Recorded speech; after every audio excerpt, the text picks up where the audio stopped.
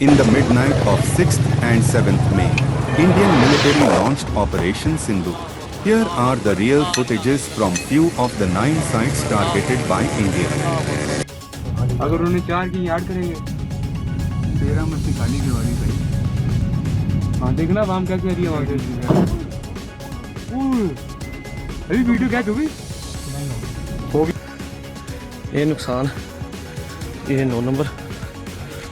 Later on, in morning, Government of India had briefed the media about the same operation. As you are all aware, on April 22, 2025, Pakistani and Pakistan-trained terrorists with the Lashkar-e-Taiba carried out a savage attack on Indian tourists at Pahalgam in Jammu and Kashmir in India. They murdered 26 people, including one national of Nepal, causing the largest number of civilian casualties in a terrorist attack in India. The attack in Pahalgam was marked by extreme barbarity, with the victims mostly killed with headshots and in front of their families. The attack was clearly driven by the objective of undermining the normalcy returning to Jammu and Kashmir. In particular, it was designed to impact the mainstay of the economy, tourism, with a record 23 million tourists visiting the valley last year. The manner of the attack was also driven by an objective of provoking communal discord, both in Jammu and Kashmir and the rest of the nation. It is to the credit of the government and the people of India that these designs were foiled.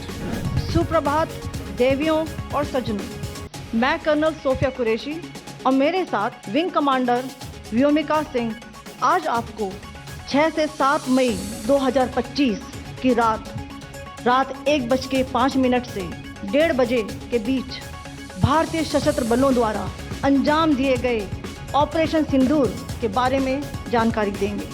Operation सिंदूर 22 अप्रैल को पहलगाम में हुए विभत्स आतंकवादी हमले के शिकार मासूम नागरिकों व उनके परिवारों को न्याय देने के लिए लॉन्च किया गया था। इस कार्रवाई में 9 टेररिस्ट कैंप्स को टारगेट किया गया और पूरी तरह से इसे बर्बाद किया गया। पाकिस्तान में पिछले 3 दशकों से टेरर इंफ्रास्ट्रक्चर का निर्माण हो रहा है। इसमें recruitment, indoctrination centres, training areas व लॉन्च पैड शामिल थे, जो पाकिस्तान और पाक अधिकृत जम्मू कश्मीर POJK दोनों में फैले हैं। Operation Sindoor was launched by Indian Armed Forces to deliver justice to the victims of Pahalgam terror attack and their families.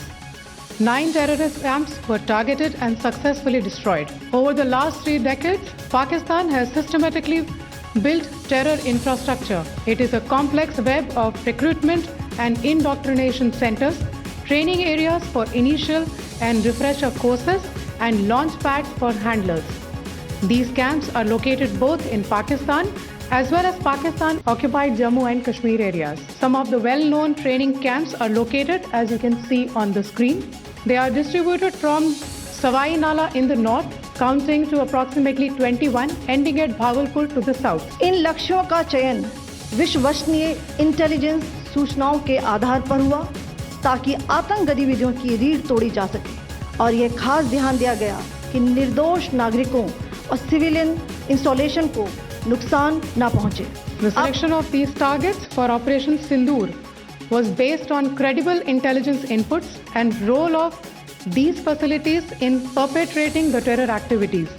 The locations were so selected to avoid damage to civilian infrastructures and loss of any civilian lives. This was done with due diligence, and the camps selected for targeting and their engagement will now be shown to you one by one. POJK के targets मैं आपको बताना चाहूँगी। सबसे पहले सवाई नाला camp Muzaffarabad, जो कि POJK के लाइन ऑफ कंट्रोल से 30 किलोमीटर दूर है।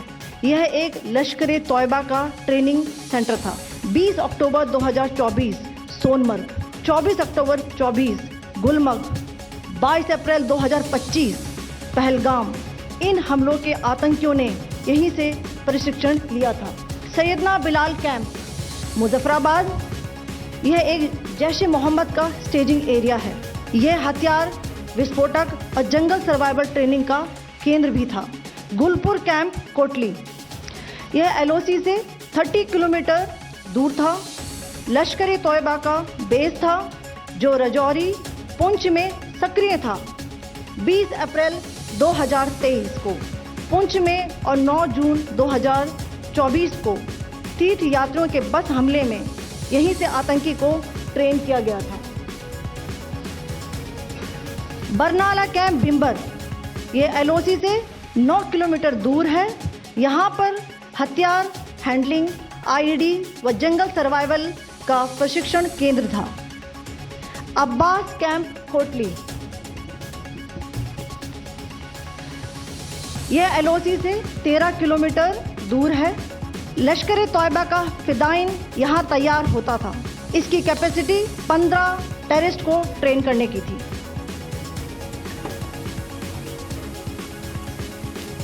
अब मैं पाकिस्तान के अंदर के टारगेट से अवगत कराना चाहूंगी। पहला, सर्जल कैंप सियालकोट। यह अंतर्राष्ट्रीय सीमा से 6 किलोमीटर की दूरी पर है, सांबा कठुआ के सामने।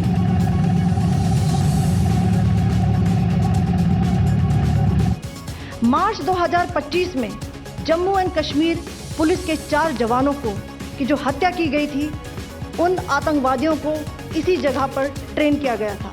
दूसरा, महमूना जाया कैंप सियालकोट। यह 18 से 12 किलोमीटर आईबी से दूर था। हिजबुल मुजाहिदीन का बहुत बड़ा कैंप था। ये कठुआ जम्मू क्षेत्र में आतंक फैलाने का नियंत्रण केंद्र था। पठानकोट एयरफोर्स बेस पर किया गया हमला भी इसी कैंप से प्लान और डायरेक्ट किया गया था। मरकज ताइबा मुरीद के, यह आईबी से 18 से 25 किलोमीटर दूरी पर है। 2008 के मुंबई हमले के आतंकी भी यहीं से प्रशिक्षित हुए थे। अजमल कसब व डेविड हेडली भी यहाँ ट्रेन हुए थे।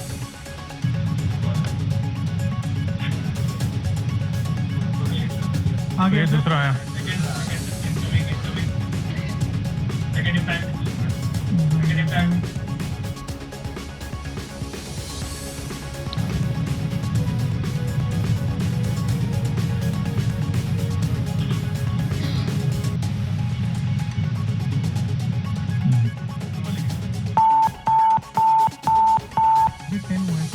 टारगेट 10 है, एंक्लोजर सेम ही है।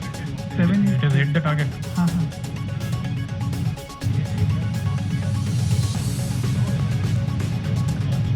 आ गया सर।